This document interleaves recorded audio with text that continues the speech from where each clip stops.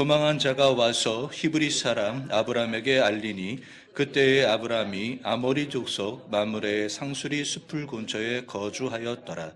마므레는 에스겔의 형제요 또 아넬의 형제라. 이들은 아브람과 동맹한 사람들이더라. 아브람이 그의 조카가 사로잡혔음을 듣고 집에서 길리고 훈련된 자 318명을 거느리고 단까지 쫓아가서 그와 그의 가신들이 나뉘어 밤에 그들을 쳐부시고 다메섹 왼편 호바까지 쫓아가 모든 빼앗겼던 재물과 자기의 조카 롯과 그의 재물과 또 부녀와 친척을 다 찾아왔더라. 아멘. 오늘은 참으로 좋은 날입니다.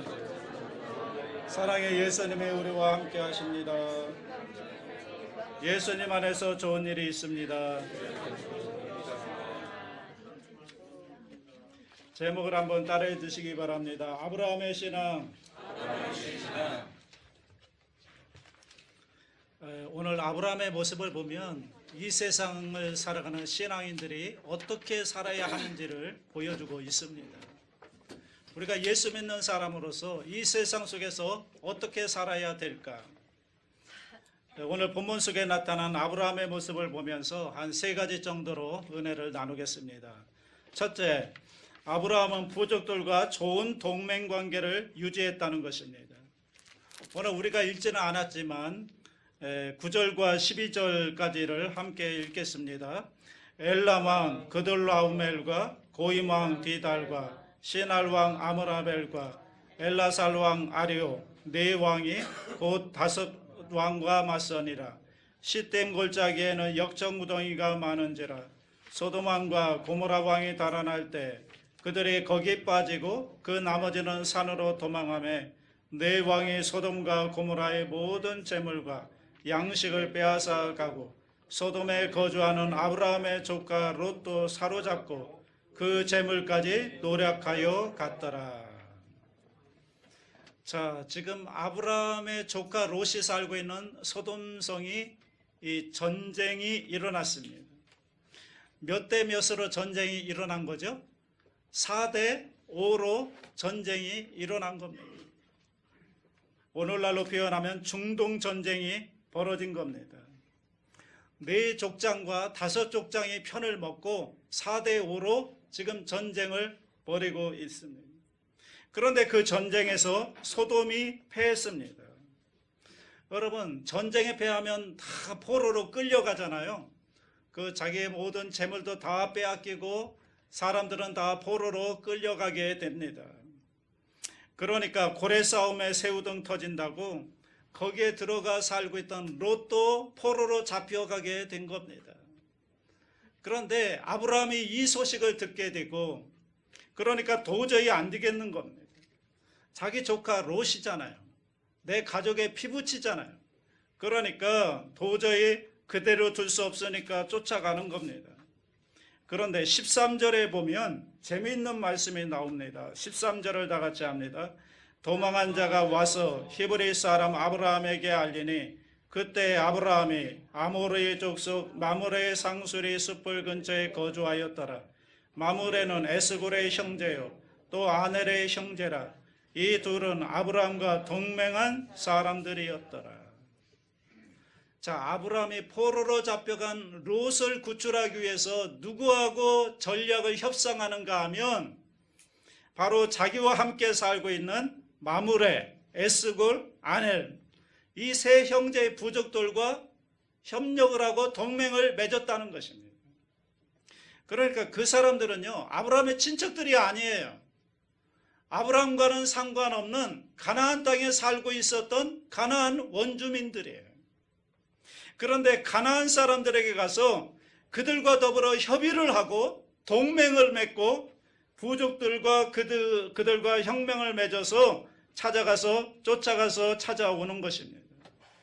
성경은 그것을 동맹을 맺었다 이렇게 얘기합니다.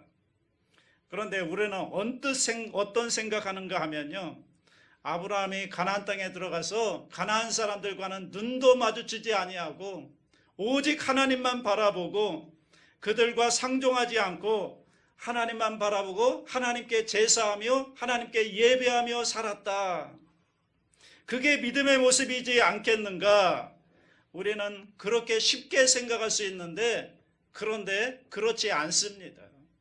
오늘 본문을 보시면 성경을 자세히 읽어보면 그들과 동맹을 맺었다는 거예요. 협력을 했다는 거예요. 아브라함은 분명히 믿음의 사람이었습니다. 하나님만 바라보는 사람입니다.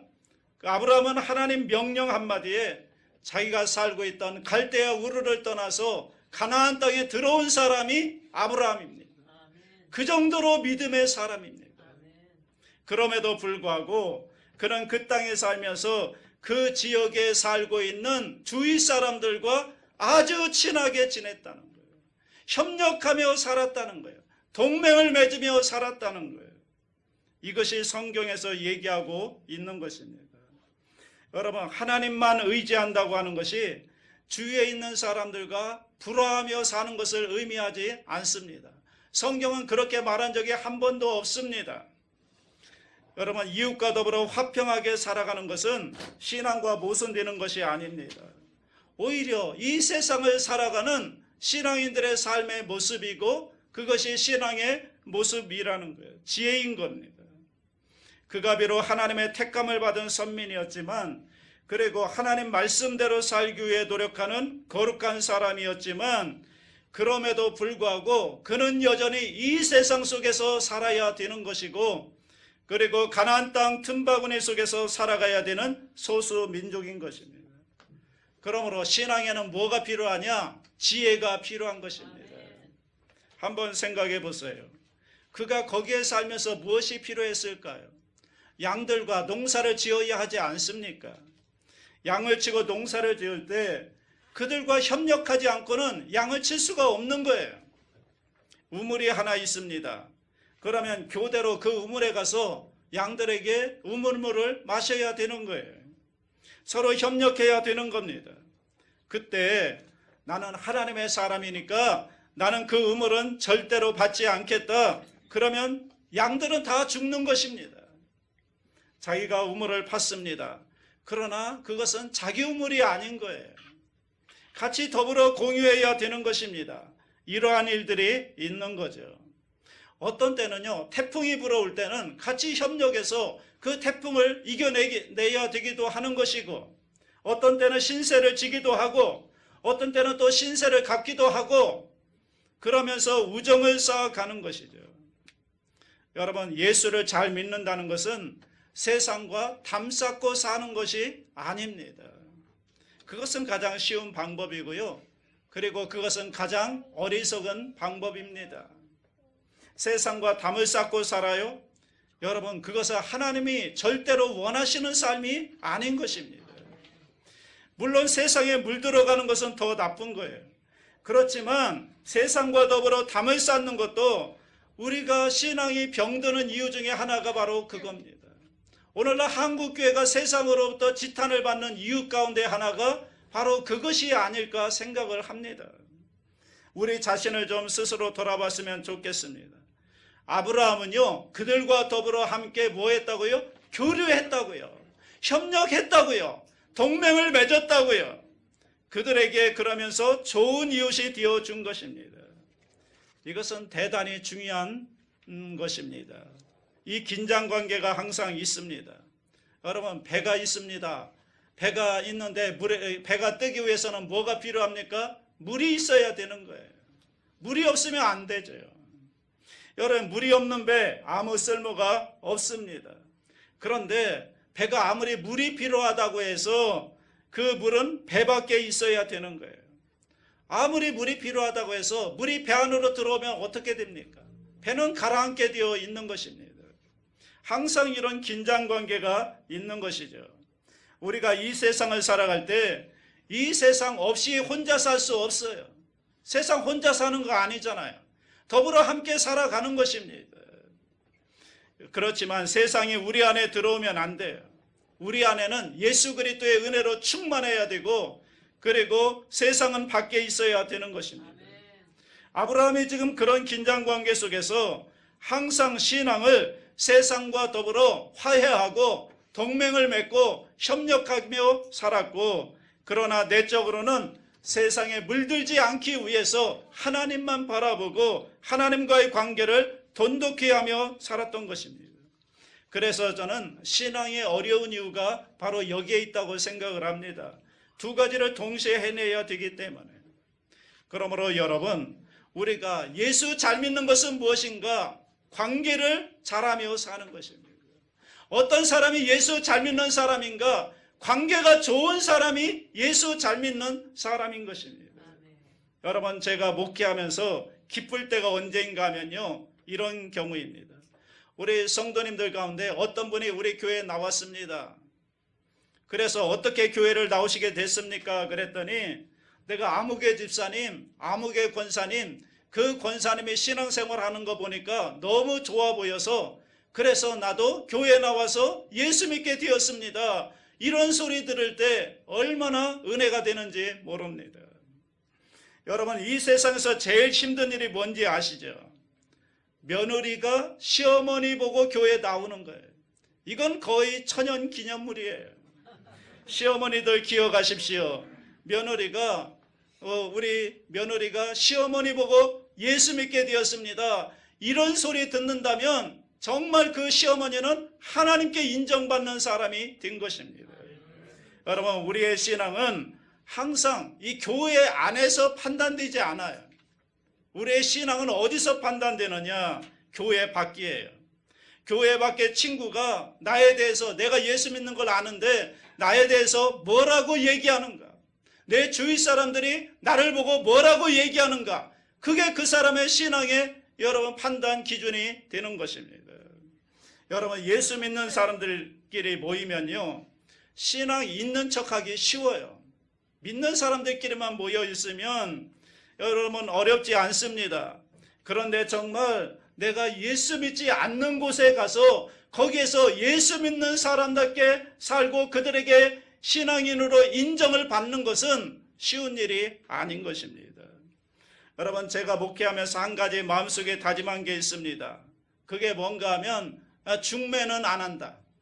중매는 안 한다. 그런 생각을 합니다. 이유가 두 가지입니다. 하나는 제가 원래 사람을 좋게 안 봐요. 겉으로는 굉장히 좋은 것 같지만 좋게 잘 안 봅니다. 제가 책임질 수 없습니다. 두 번째는 모든 사람들이 목사 앞에 오면 다 착해져요.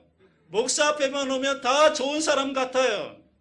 저한테는 좋은 모습만 보여주는 겁니다.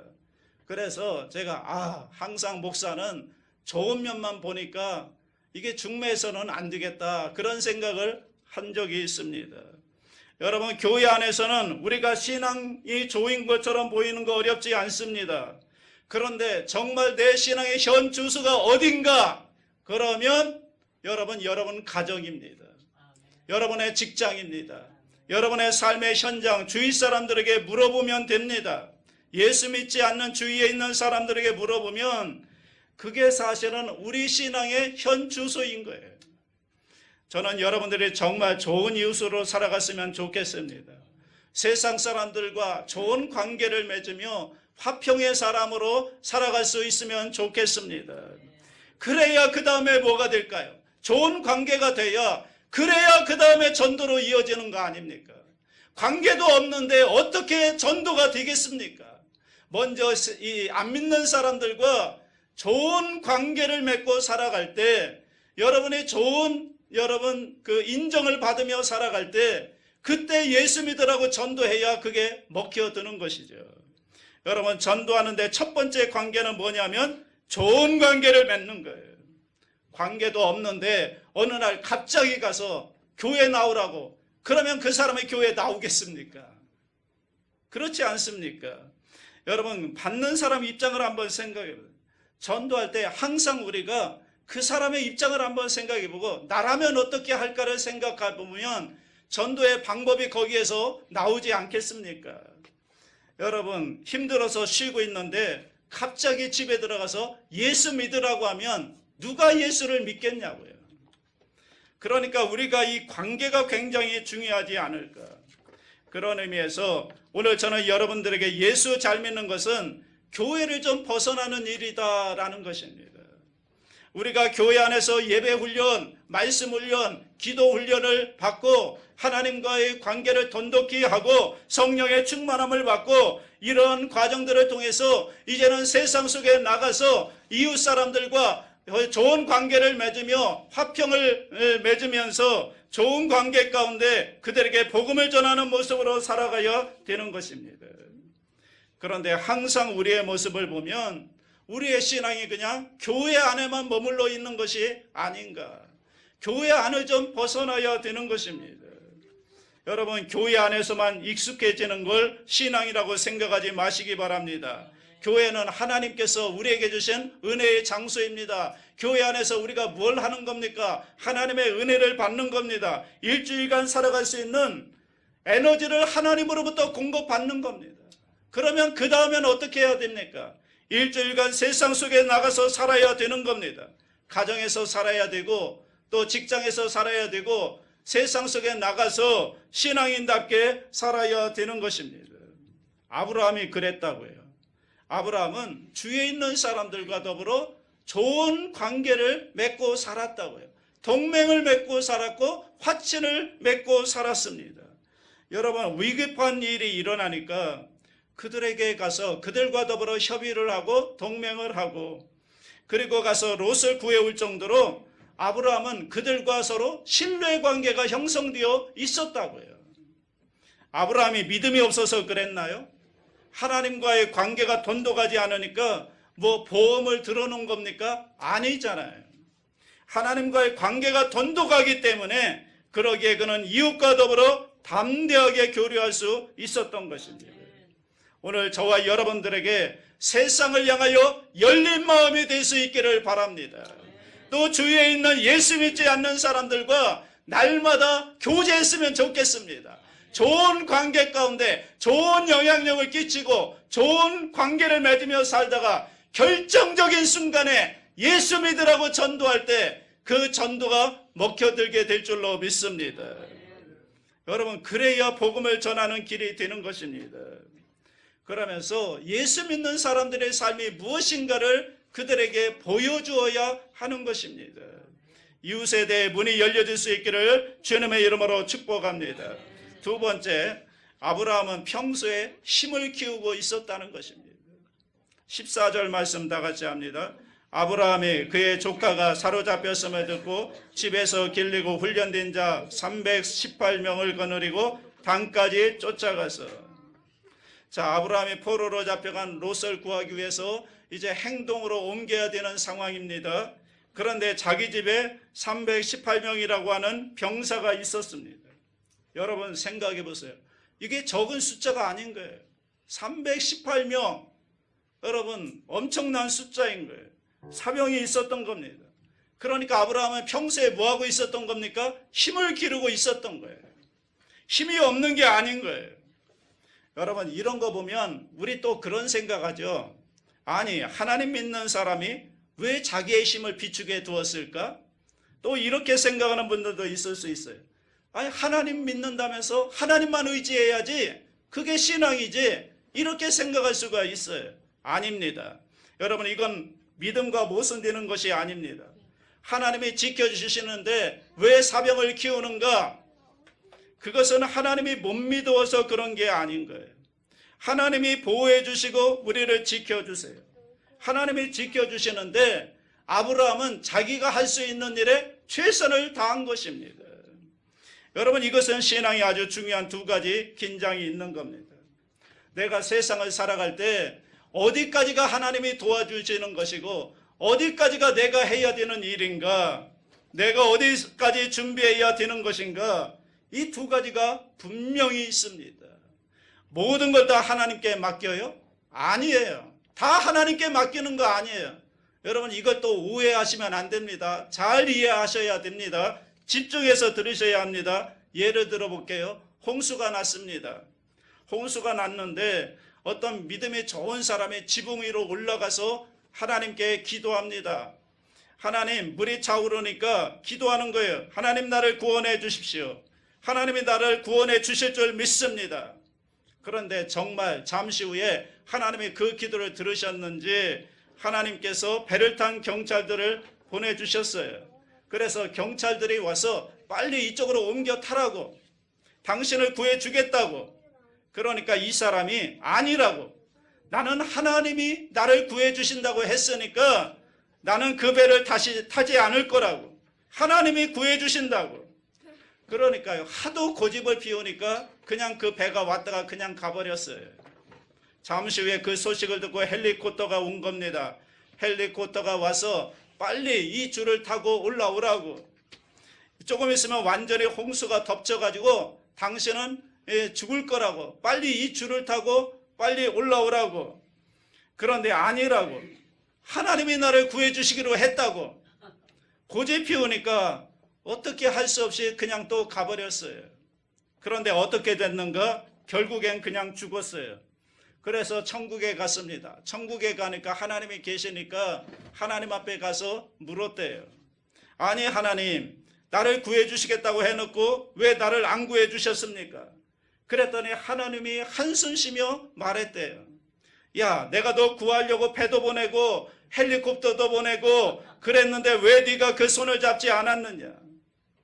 그렇죠, 여러분. 여러분, 하나님의 도우심이라고 하는 것이 뭐 하늘로부터 뭐가 뚝뚝뚝 떨어지는 게 아니잖아요. 하나님의 도우심은요, 여러 가지 방법으로 우리를 구원하시는 것입니다. 다른 사람의 손길을 통해서, 아니면 주위 환경을 통해서 여러 가지 방법으로 하나님이 우리를 구해 주시는 것입니다.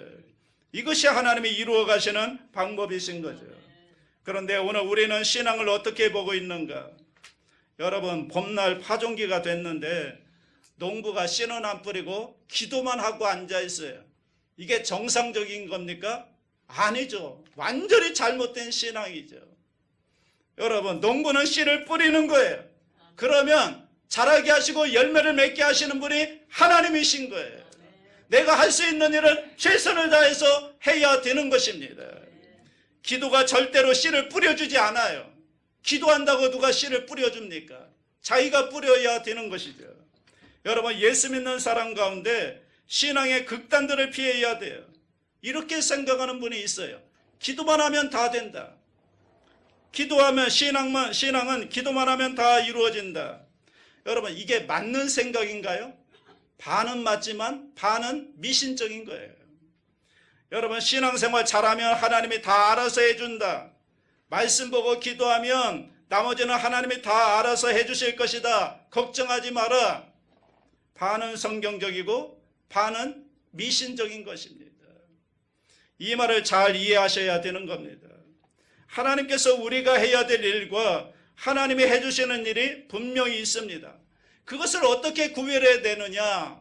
그것이 바로 신앙의 지혜인 거죠. 그때그때마다 달라요. 환경에 따라 달라요. 여러분이 처한 현실에 따라 다릅니다. 그래서 그것들을 어떤 공식처럼 이럴 때는 이렇게 해야 된다, 그렇게 말할 수가 없는 거예요. 왜냐하면 그때그때마다 환경에 따라 다 다르기 때문에.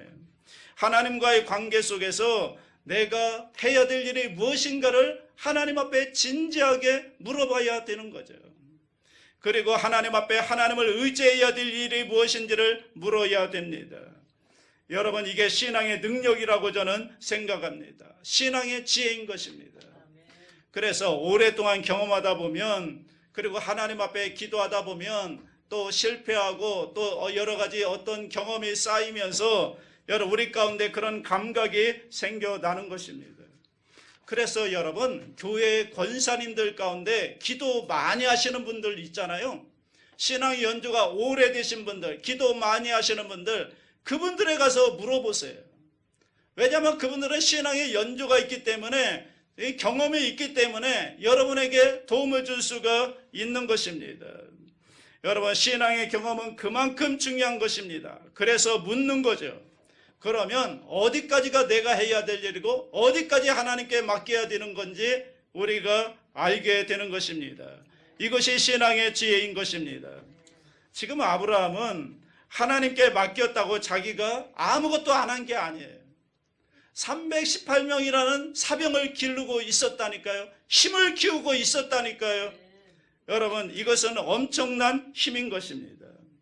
저는 우리 예수 믿는 사람들이 이런 힘을 키워야 된다고 생각을 합니다. 이 세상의 힘, 이 세상 사람들이 가지기를 원하는 그 힘, 우리는 그 힘을 우리는 정당한 방법으로 하나님 앞에 기도하는 가운데 그 힘을 키워야 하는 것입니다. 그래서 우리 자녀들이 공부를 잘해야죠. 공부를 잘해서 힘을 길러야 됩니다. 세상의 리더로서 좋은 영향력을 끼칠 수 있는 그 자리에 갈 수 있도록 여러분 공부를 잘할 수 있도록 기도해야 되는 거죠. 이 땅이 점점점 세속화된 하나님으로부터 멀어지는 이 시대에 정말 요셉과 같이 다니엘과 같이 거룩한 영향력을 끼칠 수 있는 그 자리에 우리 예수 믿는 자들이 자녀들이 깨끗하고 거룩한 하나님의 백성들이 그 자리에 갈 수 있다면 얼마나 좋겠습니까? 그러므로 힘이 있어야 됩니다. 아브라함은 지금 그 힘을 키우고 있었던 것입니다. 뿐만 아니라 그 힘만 있었을 뿐만 아니라 아브라함의 그 경제력은 어떻습니까? 엄청난 거죠. 한 사람만 먹여 살리는 것도 쉽지 않은데 318명의 사병을 먹여 살리고 있었으니 그 경제력은 정말 어마어마한 것입니다. 아브라함은 정말 하나님께 큰 복을 받은 사람인 것입니다. 여러분 이것은 보통 재력이 아닌 거죠. 오늘 저와 여러분들에게도 이러한 아브라함의 힘과 경제력의 축복이 있게 되기를 주님의 이름으로 축복합니다. 마지막 세 번째, 그러면 이 힘과 경제력을 어떻게 쓸 것인가? 아브라함은 분명히 세상 사람들과 다른 모습을 보여주고 있습니다. 어떤 모습일까요? 23절을 다 같이 합니다. 내 말이 내가 아브라함으로 치부하게 하였다 할까 하여 내게 속한 것은 실 한 우락이나 들매끈 한 가닥도 내가 가지지 아니하리라. 자 보세요. 아브라함이 소돔성에 있는 백성들과 함께 자기 조카 롯을 구출하고 다 가져왔습니다. 가져오는데 그냥 가져오는 게 아니죠. 전쟁에 이겼잖아요. 아까는 다 빼앗겼는데 이제는 쫓아가서 다 찾아오는 겁니다. 그래서 롯도 찾아오고 그리고 빼앗겼던 재물도 찾아오고 그리고 적군이 가지고 있었던 좋은 것들은 다 빼앗아 오는 것입니다. 이게 전쟁인 겁니다. 전리품을 끌고 오니까요. 소돔 왕이 나와가지고 맞이하면서 이 아브라함이 대신 복수를 해준 거잖아요. 소돔 왕이 그러니까 이 전리품은 다 당신이 빼앗았으니까 당신이 가지시오. 그러는 겁니다. 그랬더니 아브라함이 이런 얘기를 합니다. 나는 당신 것은 하나도 손대지 않겠습니다. 이 고백은 뭘까요? 이 고백은 나는 이것으로 사는 사람이 아니라 축복은 하나님께로부터 오는 것이기 때문에 나는 하나님의 은혜로 사는 사람이지 나는 이것으로 사는 사람이 아니야. 내가 이것을 취하게 되면 사람들이 생각할 때 뭐라고 생각하겠는가? 야, 아브라함이 왜 잘 사는 줄 알아? 저건 하나님의 축복이 아니라 전쟁에 이겨서 전리품을 취득했기 때문에 잘 사는 거야. 이럴 것 아니냐는 거예요. 그러면 하나님의 영광을 가로막으니까 내가 이것은 하나도 받지 않겠다 이렇게 얘기하는 겁니다. 여러분 아브라함은 분명하잖아요. 하나님의 영광이 먼저였습니다. 하나님의 영광 때문에 그는 그것을 받지 않은 것입니다. 우리도 그런 게 필요합니다. 여러분 물질이라고 해서 다 받을 수 있는 게 아니에요. 받을 수 없는 게 있어요. 하나님의 영광을 가로막는 물질들은 우리가 거절할 줄 알아야 돼요. 그것이 대표적인 게 뇌물 아닙니까? 부정한 물질들. 내가 그것을 받았을 때 하나님의 영광을 가로막는 것들이 있다면 그것들을 거절할 줄 알아야 합니다. 그리고 또 하나는 자기의 이익도 거절합니다. 나중에 보면 아브라함의 아내였던 사라가 죽었습니다.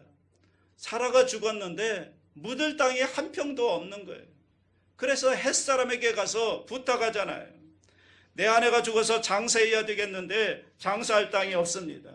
그러니까 당신이 소유하고 있는 저 막벨라 굴을 나에게 파십시오. 그것을 내가 사서 내 아내를 거기에 장사하겠습니다.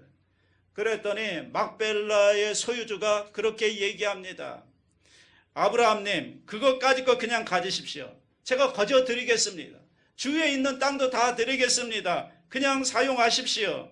거기에 죽은 자를 장사하십시오. 그러면 아 그래요? 너무 감사합니다. 그러고 아브라함이 그냥 취할 수 있을 것 같은데, 그런데 아브라함이 그것을 단호하게 거절합니다. 왜 그랬을까요? 알고 있는 겁니다. 공짜로 얻는 게 아니라는 걸 아브라함은 알았습니다. 공짜로 얻으면 야, 저 땅 저거 내가 준 거야. 하나님이 주신 땅이 아니야. 저건 내가 준 거야. 그래서 이렇게 얘기할 것 아니냐는 거예요. 그래서 아브라함은 하나님의 성민입니다. 하나님이 주시는 것 외에는 받지 않는 것입니다. 그래서 돈을 지불하고 사는 거예요. 안 받겠다고 하는 것을 400세겔이라 엄청난 돈을 주고 그 땅을 사게 되는 것입니다. 나중에 성경학자 해석하기를 아브라함이 엄청난 바가지를 썼다고 그렇게 해석하기도 합니다. 아브라함은 분명한 겁니다. 아브라함에게는 힘이 있었습니다.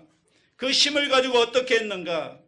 여러분, 318명이라는 사병이 있으니까 그 힘을 가지고 그 땅을 빼앗을 수도 있는데 빼앗지 않았다고요. 정당한 돈을 주고 산 겁니다. 아브라함이 힘을 가지고 있었지만 그 힘을 가지고 한 번도 주위에 있는 사람들을 정복해서 자기 것으로 만들었던 적이 없는 사람이에요.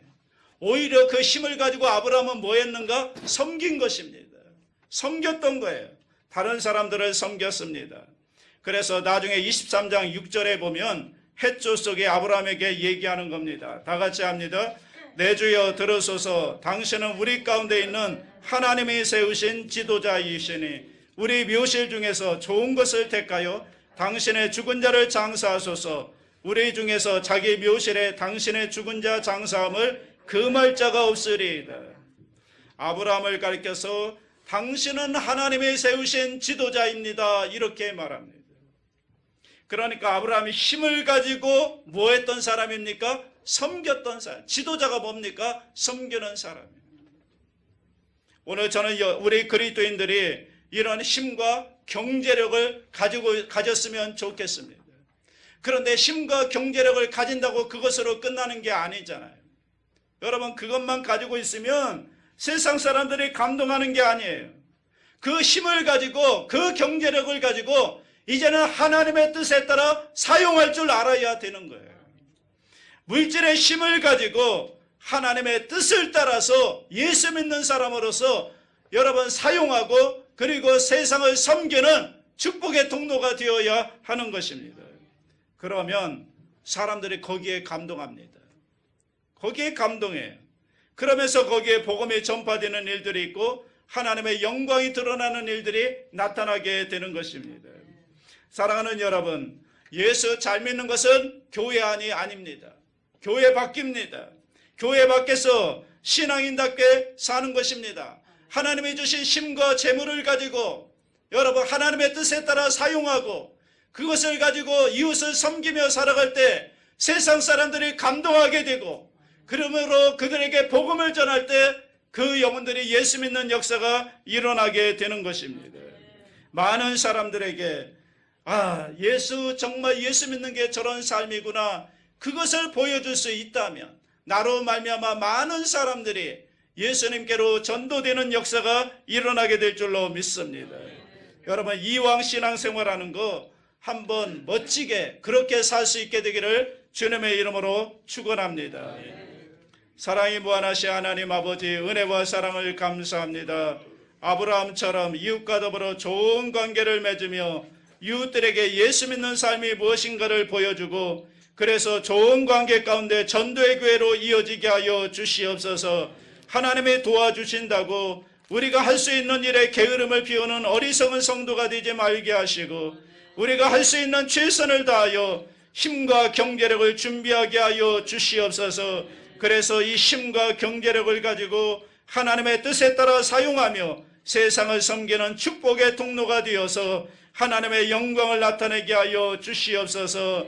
감사드리며 예수님의 이름으로 기도하옵나이다. 아멘.